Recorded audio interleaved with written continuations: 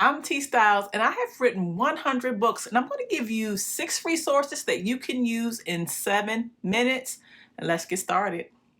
Okay, let's get started. The first thing is this Unifun touch sensor bedside lamp. Toy, why is a lamp on the list for a writer? Let me tell you, if you have written as many books as I have written, you'll notice, especially when you are into the flow, when you are continuously writing for 7 or more days. Usually I get this flood of ideas around the 20-day mark or what have you.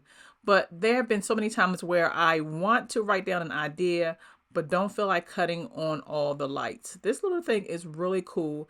It changes to all these different colors.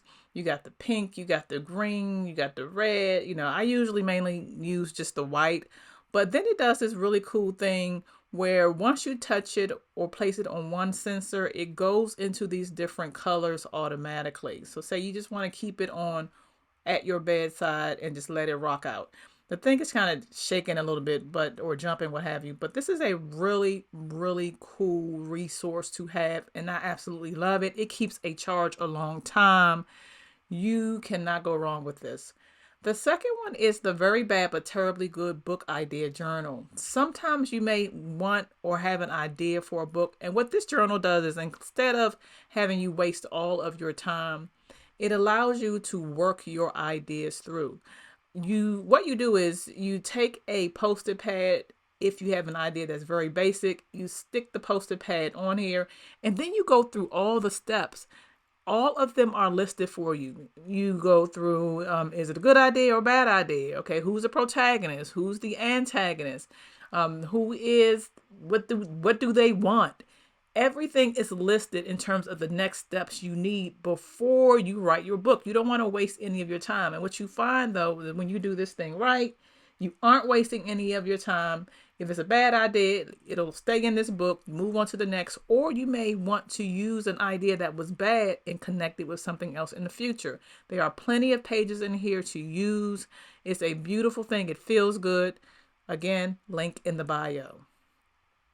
The next one is the book outline checklist. I love this. This thing is really important because it breaks it down into the reason for writing your book. What does your protagonist want? What does your antagonist want?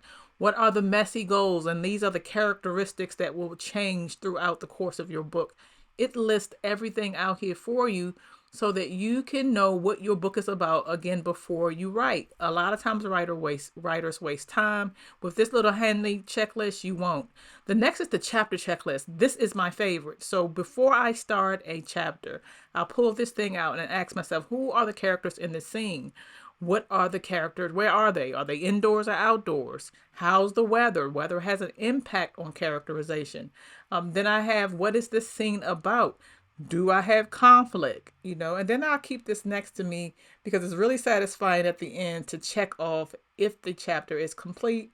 I love this. You will too. Link in the bio.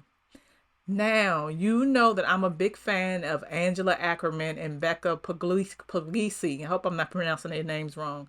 With their thesauruses, their emotional thesaurus and what have you. This one is totally different, guys. This one is based off of scenes. So you go through this book. I have the Kindle version, but the paperback version is available.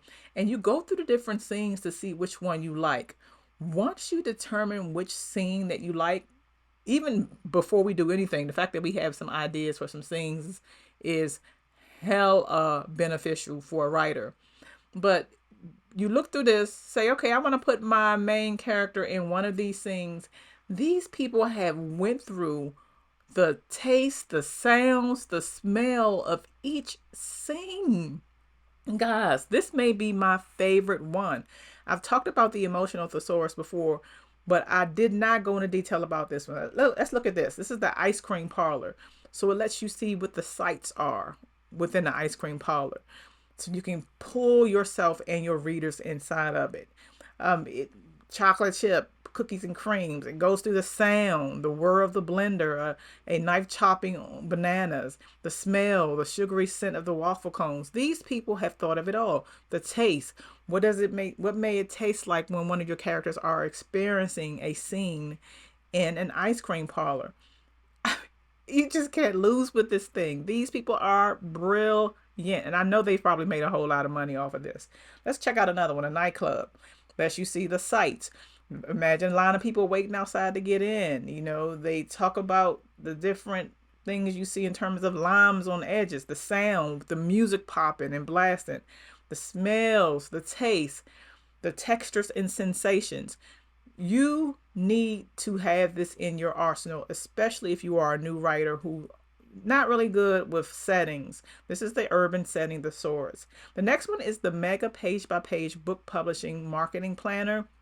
I have these fly off the shelf. I hardly ever am able to keep them in.